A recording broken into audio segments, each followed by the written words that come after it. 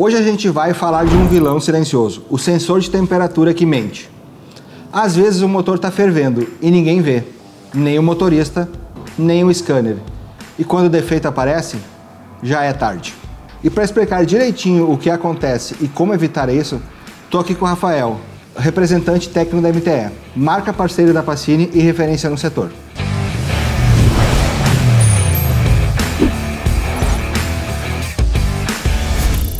Rafael, vamos direto ao ponto. O carro chega na oficina, o cliente reclama que a ventoinha liga na hora errada ou nem liga. Já vi a oficina trocar relé, trocar ventoinha, até bomba d'água, mas o problema era o sensor. Exatamente, Marcelo. Esse é um problema muito clássico.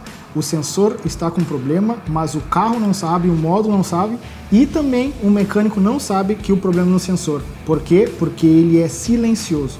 Ele envia a informação para o módulo da temperatura do líquido de arrefecimento e o módulo interpreta isso e faz todo o ajuste de avanço, de ignição e de ponto.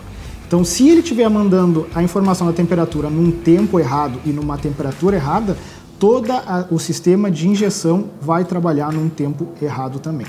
Rafael, tu pode trazer algum exemplo real para nós? Sim, teve um caso de um mecânico que estava trabalhando num, se eu não me engano, um Gol G5, e ele estava com um problema de arrefecimento que o carro só ligava a ventoinha depois do carro estar quase fervendo. Daí ele olhava no scanner, o scanner apresentava e falava que o carro estava com 83 graus. Não era para estar fervendo com 83 graus. Então ele foi e verificou que na verdade o carro estava com 105 graus e não com 83 como estava informando o sensor de temperatura. E por que isso acontece, Rafael? Isso acontece, Marcelo, porque dentro do sensor de temperatura tem uma pasta térmica, muito semelhante à pasta térmica usada em computador, que é responsável por transferir a temperatura do líquido de arrefecimento para dentro do termistor, que é o responsável por enviar a temperatura para o módulo. Isso acontece se a pasta estiver rígida, que isso ocorre com o passar do tempo, em média acima de 80 mil quilômetros, 100 mil quilômetros, essa pasta começa a ficar rígida e assim demorando mais para enviar a temperatura da água para o termistor. E é aí que a gente entra no que eu chamo de superaquecimento silencioso. Não tem fumaça, não tem cheiro, mas o cabeçote está sofrendo. Perfeito. E sabe o que é pior? O cliente segue rodando com o carro dessa forma, porque ele não sabe que tem esse problema. Ou só vai saber quando queimar a junta ou quando o carro começar a falhar por dilatação térmica. Ou seja, antes de sair trocando a peça ou resetando o módulo, tem que testar o sensor do jeito certo. Tem método para isso, né, Rafael? Tem sim, Marcelo. Pode ser testado com multímetro ou com scanner, sempre comparando a temperatura que está aparecendo no scanner com a temperatura real do ambiente onde está sendo testado.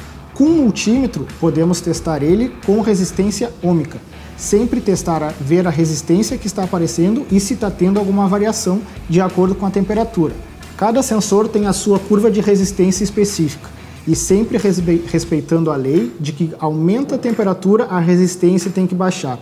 Por exemplo, esse sensor a 20 graus, ele tem 3.000 ohms, 3K ohms de resistência.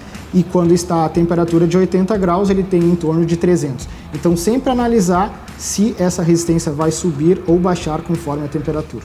E sempre lembrando, sempre verificar o chicote do carro, o chicote elétrico, se não tem nenhuma avaria, se não tem nenhum rompimento de fio, para não gerar uma informação errada do sensor para o módulo. E claro, usar peça de qualidade, porque o barato aqui sai bem caro. Sensor ruim, sinal errado.